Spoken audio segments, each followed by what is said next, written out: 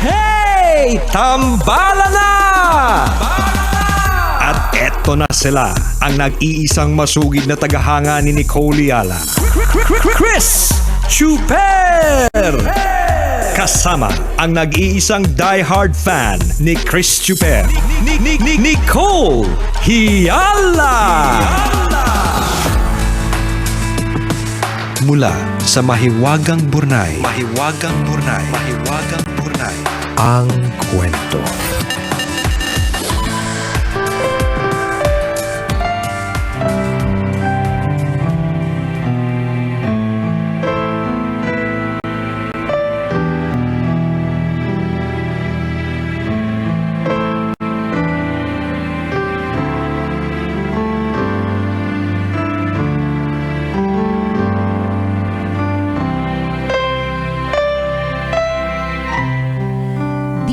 Gorgeous Nicole and handsome Chris. Sana naman ay napangiti ko kayo sa pangmalakasang pagbati ko. Oy. Pwede naman. Oh, ayos lang. Pwede naman. Pweds. Pero napansin mo, wala kami masyadong reaksyon. Parang hindi na nagulat. Pangalawa, most importantly, mas nakakapagpaligaya po sa amin ng alay. Yun talaga, mas ramdam namin yun. Oo, yung pagmamahal pag may alay. Yung mga babatiin kami, usually, mga mangungutang lang yan. Yung pagka pinupuri, ganyan. Oo. Dapat ang entrada mo, by the way, mamaya pala, pagkatapos yung basahin ang kwento ko sa Mahiwagang Burnay, may libre kayong lunch. Yun, ganun. O di mag-react agad kami nun. Saka mo na sabihin yung sana napangiti ko kayo. Actually, hindi mo na kailangan sabihin yung sana napangiti ko kayo. Matik na yun. Galak na galak kami. Oo. Kasi ipapadala mo hindi lang ngiti. Alam mo, kakaibang galak ang ipaparamdam mo sa tambalan. kahit hindi ako marunong mag-cartwheel, mapapa-cartwheel ako sa saya. Anyway, itago nyo na lang po ako sa pangalang Ana. Tambalanista since 2011. College pa ako noon at nakikitira sa tita ko. Tinutulungan ko siya sa pagtitinda tuwing umaga habang nakikinig kami sa inyo.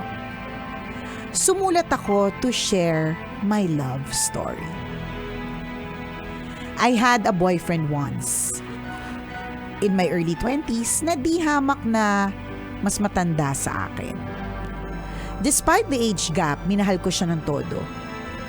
Parehas kami ng interests kaya kapag magkasama kami, hindi kami nauubusan ng pinag-uusapan.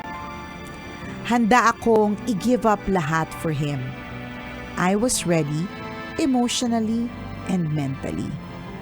Handa akong alagaan siya sa pagtanda. Kaya naman naisipan ko ng tanungin kung nakikita niya ba ang sarili niya with me in the next 5 years. Malamang mahuhulaan niyo na ang isinagot kasi napahagulgul ako ng bongga. Nagpaka-realistic ako pagkatapos, if he does not see us together in the long run, what's the point? Masakit makipaghiwalay after 5 happy years, pero I moved on. Nililibang ko ang sarili ko para hindi tuluyang mabaliw. Umakyat ako ng bundok, umalis with friends, at sumubok ng iba't ibang dating apps. Hindi naman ako naghahanap ng seryosong relasyon, pero a year after my major heartbreak, may nag-like sa profile picture ko sa isang dating app na ginamit ko. Chinek ko ang profile. Dahil may itsura at mukhang mabait, sinagot ko nung nag-message. He will be assigned daw sa Pilipinas after a month and he wants to meet me. I agreed, pero wala akong masyadong expectation dahil baka saglit lang naman siya dito sa Pilipinas. Nagkita kami sa isang mall sa Makati with her 2 girl office mates. Buti na lang talaga adik ako sa Game of Thrones nung mga panahon na yon dahil napalaban ako sa matinding Englishan.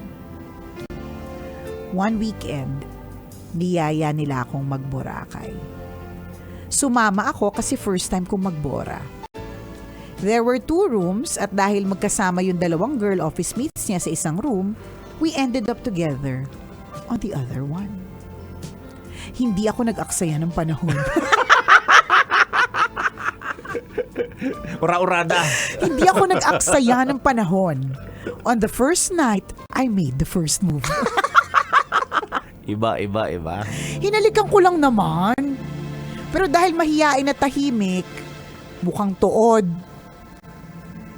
Kumeme naman ang keme niya, pero todo pigil si Lolo. Sukdulang takpan ng una nang alam nyo na. Kaya lola nyo, nga. Naging kami pa din after a year, pero LDR nga lang dahil kinailangan na niyang umalis ng Pilipinas. Bumalik siya that same year pero bakasyon lang. 1.5 months kaming nag-tour. Batanes, Thailand, Vietnam at Hong Kong. We got married in 2020 dito sa US and permanent resident na ako dito. Buntis na ako at kapag binasa nyo ito, I have given birth na. Tambalan, when I gave up on love, God sent the perfect guy for me. Kinailangan ko lang ipaubaya sa Diyos talaga. Sana through my story, I was able to inspire other people not to give up. Minsan lang talaga kailangan mong lumandi ng slight para mahanap mo ang the one. Thank you Nicole and Chris for reading my letter. Next time na ang alay ko kapag may trabaho na ako. Ang inyong tambalanista, Ana.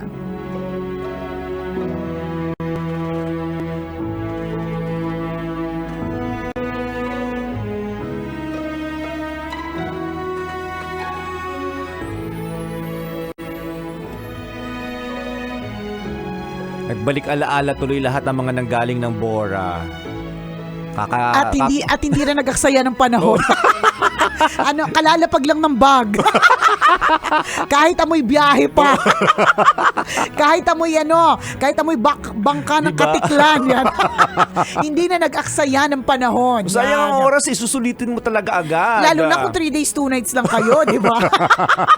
Huwag nang mag-aksaya ng panahon. Alam mo, Ana, yun yung na-pick up talaga naming lesson sa'yo eh. Kung gusto mo talagang mahanap ang the one, dapat lumandi ka ng slide. Yan, yun talaga eh. Sa dami ng mga sinabi mo, doon kami talaga nag-dwell. Kasi totoo naman, paano ka makakahanap ng para sa'yo kung hindi ka naman lalandi? Oo. Kung hindi mo naman actually, ibig sabihin, kung hindi mo naman actually ine-effortan Hindi ba? ka gagawa ng move. Oo, ganun yun eh. Hindi na po uso yung maghihintay po tayo. Well, totoo naman na if it's meant to be, it's going to happen. Kahit wala kang gawin, di ba? Pero, dapat alam mo sa sarili mo na meron ka rin ginawa. Para pagdating mo ng panahon, pagdating mo ng let's say na sa 50s ka, at kinausap mo ang iyong 30-year-old or 25-year-old self, May ayan na sasabihin naman. ka. Oo, May ikikwento ka. Hindi kayo magre-regret at ang message mo sana lumandi ka nung 25 ka nung fresh ka pa, di ba? Nung hindi ka pa masyadong dugyot, nung hindi ka pa siya masyadong tuyot, yung madali ka pang mag-wet. Pinagsasabi mo. Hindi yung ibig Namamawis sabihin. ka pa. Oo, partner. Hindi ka pa dry. Hindi totoo kasi dadating talaga yung panahon magda-dry up ka eh. Totoo kaya? Totoo naman talaga kaya yun. Kaya nga nagpo-moisturizer yung iba. Kaya nga at a certain point, yung mga mas matatanda, hindi na pwede silang mawala ng moisturizer. At yung mga tulad ko, partner, hindi na ako basta-basta nagbabababad sa init. So hindi ka rin nagwa-water-water? Matutuyot ako, friend. Ibig sabihin, yung sa skin type ba? Oo. Iba talaga ang supple, ika nga ang soft, dewy, alam mo, ma-moist, di ba? Na nabalat ng 25-year-old sa 40s. Correct. Di ba? So, yun yung sinasabi niya na, syempre, dapat alam mo rin lang sa sarili mo na nag-effort ka. Kasi totoo naman actually partner, naniniwala naman ako dito na kahit magplano ka, mag-effort ka, eventually, it's the Lord's plans that will prevail. Yun naman talaga ang mamamayagpag. Agree. We plan, but He decides. Pero syempre, in the process, dahil binigyan tayo ng free will, kaya tayo binibigyan ng buhay araw-araw, Kaya di ba? tayo nagiging tao. Correct, di Kaya ba? ka nga ginawang tao. Tama. Laging iaasa sa Diyos. Tama, di ba? Nasa Diyos Gumagawa ka rin ng desisyon mo. Nasa Diyos ang awa, nasa taong gawa. Kasi gagawa ka din. Totoo naman ako, naniniwala ako na eventually ibabalik ako dun sa kung saan talaga'y nararapat, di ba? Kung ano talagang landas mo, di ba? Pero gagawa ka talaga ng paraan din. Kasi parang alot-pat na buhay ka. Totoo di ba? yun. Di sana kangkong ka na lang, palutang-lutang. Hintayin ko ko na kung ano mangyari sa akin, di ba? Isa akong water lily, ganyan, para medyo masosyal, English, ganyan. Lutang-lutang ako, hintayin ko yung mangyari sa akin. Hindi naman pwede. Kasi sayang ang panahon. Oo. Ako naniniwala ako na mas nakakapagsisi ang isang bagay kapag hindi mo ginawa. Tama. Kumpara sa isang bagay na nagawa mo kahit mali, may matututunan ka Sa naman. true. Diba? Correct. That's life. Tama. Kaya totoo That's yung called sinabi. living. That's called living. Tama yung sinabi ni partner, meron tayong free will. Kaya meron tayong tinatawag na abilidad, diba, decision making, binigyan tayo ng isip, mga hagi ng katawan para gamitin natin. Nito nga lang, partner, na pag-alaman ko na ang isang bata pa lang, meron siyang 400 psychological traits. So, Ooh. ibig sabihin ibinigay sa atin yung mga ganyang klase mga traits. Para gamitin natin. Para gamitin natin. Hindi Totoo yung, yun, ha? hindi yung para tayong water lily o kangkong na palutang-lutang lang, naghihintay, di ba? Kung saan dadalhin ng tubig. Correct, hindi. Kung saan dadalhin ng hangin. Sa true, hindi ka water lily, hindi ka kangkong, tao ka, friend. So, gagawa ka ng paraan. Yun yung na-pick up ko from the story of Anna. So, gayahin natin si Ana. Correct. Loading natin yan eh. True. Kabababa pa lang ng bag. Sige na! Oo, hindi na ako, sabi niya? Hindi na ako nagsayang ng panahon. At saka hindi siya patay mali siya, Oo. ha? Yung tipong pagdating pa lang, ay mag-gusto sa amin dalawang girls. Oo, dalawang Tapos, girls. So, dalawa, paano yan? Hindi ganon. alam na niya, di ba? Alam niya na Na-foreseen na kagad. niya yung mangyayari. Sa true, di ba? So, Hindi ko alam kung tama yung pinapayo natin. hindi. Ang pinipick up lang natin dito is, kung di ka naman talaga kikilos, and then this is not just in terms of love, ha? Kung di ka, kunyari, work. Kung hindi mo pagbubutihan yung trabaho mo, kung di makikitaan na may potential ka, paano ka mapopromote? Sige nga. Kung palutang-lutang ka parang water lily, hindi. Di ba may mga ganun na trabahador na sobrang average lang? Yung parang, yun nga, parang water lily na palutang-lutang. Below average Oo, nga, gano'n. yun Para siyang patatas na patatas na nasa loob ng sako. Alam mo yun? Paano ka mapapansin kung hindi ka magpapaka-french fries? Di ba parang gano'n? Sinasabi ko. Patatas ba ako ngayon? Teka, i-analyze ko muna. Hindi ba? Gusto mo maging french fries bukas para mapansin ako. Hey, partner. Magpapaka-french fries naman ako bukas. Diba? Ito totoo naman. My point is, kapag forever kang Sabi, inaano ba kita? Sabi ng patatas. Hindi. Gusto kong maging patatas forever. Gusto kong tingnan maging mo. marumi. So Gusto kong maging nasa loob ng sako lang. Pero in the Correct. future, tutubo rin ako. Oh, Huwag kang Pwede naman, pero Sabi ng patatas. ang tutubo sa'yo ay tutubuan ka ng lupa, tutubuan ka ng halaman. Di ba isipin Mag-uugat mo? ulit ako at Correct. magbo-bloom ako. Hindi rin, di ba? Patatas ka, tapos tinubuan ka pa ng isang patatas. It's so weird.